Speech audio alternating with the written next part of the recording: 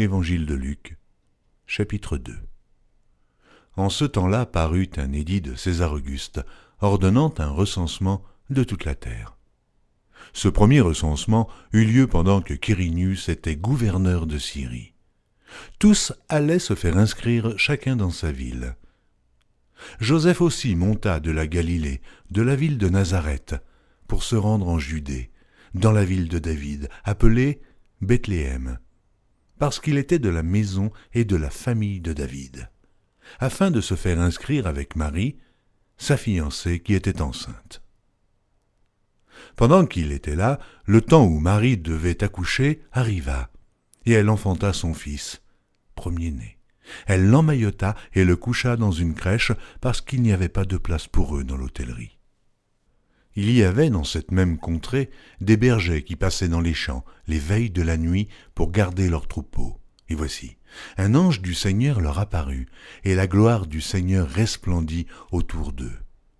Ils furent saisis d'une grande frayeur, mais l'ange leur dit « Ne craignez point, car je vous annonce une bonne nouvelle, qui sera pour tout le peuple le sujet d'une grande joie. C'est aujourd'hui, dans la ville de David, il vous est né un sauveur, qui est le Christ, le Seigneur. Et voici à quel signe vous le reconnaîtrez. Vous trouverez un enfant emmailloté et couché dans une crèche. » Et soudain, il se joignit à l'ange une multitude de l'armée céleste, louant Dieu et disant « Gloire à Dieu dans les lieux très hauts, et paix sur la terre parmi les hommes qui l'agréent. » Lorsque les anges les eurent quittés pour retourner au ciel, les bergers se dirent les uns aux autres « Allons jusqu'à Bethléem, et voyons ce qui est arrivé, ce que le Seigneur nous a fait connaître. » Ils y allèrent en hâte, et ils trouvèrent Marie et Joseph et le petit enfant couchés dans la crèche. Après l'avoir vu, ils racontèrent ce qui leur avait été dit au sujet de ce petit enfant. Tous ceux qui les entendirent furent dans l'étonnement de ce que leur disaient les bergers. Marie gardait toutes ces choses et les repassait dans son cœur. Et les bergers s'en retournèrent glorifiant et louant Dieu pour tout ce qu'ils avaient entendu et vu, et qui était conforme à ce qui leur avait été annoncé. Le 8e jour, auquel l'enfant devait être circoncis étant arrivé, on lui donna le nom de Jésus, nom qu'avait indiqué l'ange avant qu'il fût conçu dans le sein de sa mère. Et, quand les jours de leur purification furent accomplis selon la loi de Moïse, Joseph et Marie le portèrent à Jérusalem pour le présenter au Seigneur, suivant ce qui est écrit dans la loi du Seigneur. Tout mâle, premier-né, sera consacré au Seigneur, et, pour offrir en sacrifice 2 tourterelles ou 2 jeunes pigeons, comme cela est prescrit dans la loi du Seigneur. Et voici, il y avait à Jérusalem un homme appelé Siméon. Cet homme était juste et pieux, il attendait la consolation d'Israël, et l'Esprit Saint était sur lui. Il avait été divinement averti par le Saint-Esprit qu'il ne mourrait point avant d'avoir vu le Christ du Seigneur. Il vint au temple poussé par l'Esprit, et, comme les parents apportaient le petit enfant Jésus pour accomplir à son égard ce qu'ordonnait la loi, il le reçut dans ses bras, bénit Dieu et dit « Maintenant, Seigneur, tu laisses ton serviteur s'en aller en paix, selon ta parole. Car mes yeux ont vu ton salut, salut que tu as préparé devant tous les peuples, lumière pour éclairer les nations et gloire d'Israël ton peuple. » Son père et sa mère étaient dans l'admiration des choses qu'on disait de lui.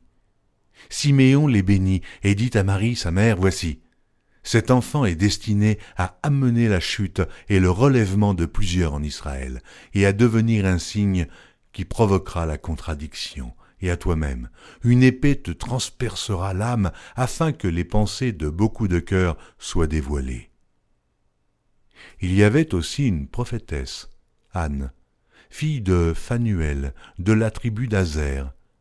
Elle était fort avancée en âge, et elle avait vécu 7 ans avec son mari depuis sa virginité.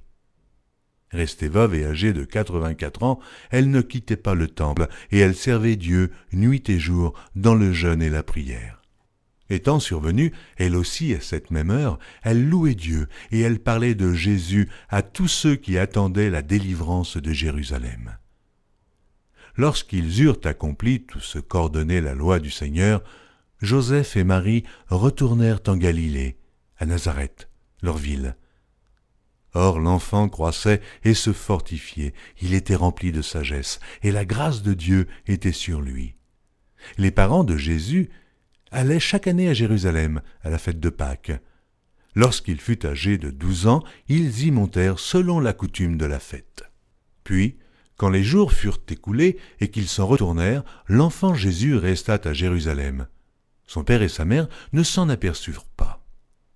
Croyant qu'il était avec leurs compagnons de voyage, ils firent une journée de chemin, et ils le cherchèrent parmi leurs parents et leurs connaissances. Mais, ne l'ayant pas trouvé, ils retournèrent à Jérusalem pour le chercher. Au bout de 3 jours, ils le trouvèrent dans le temple, assis au milieu des docteurs, les écoutant et les interrogeant. Tous ceux qui l'entendaient étaient frappés de son intelligence et de ses réponses. Quand ses parents le virent, ils furent saisis d'étonnement, et sa mère lui dit « Mon enfant, pourquoi as-tu agi de la sorte avec nous? Voici, ton père et moi, nous te cherchions avec angoisse. » Il leur dit « Pourquoi me cherchiez-vous? Ne saviez-vous pas qu'il faut que je m'occupe des affaires de mon père ?» Mais ils ne comprirent pas ce qu'il leur disait. Puis il descendit avec eux pour aller à Nazareth, et il leur était soumis. Sa mère gardait toutes ces choses dans son cœur. Et Jésus croissait en sagesse, en stature et en grâce devant Dieu et devant les hommes.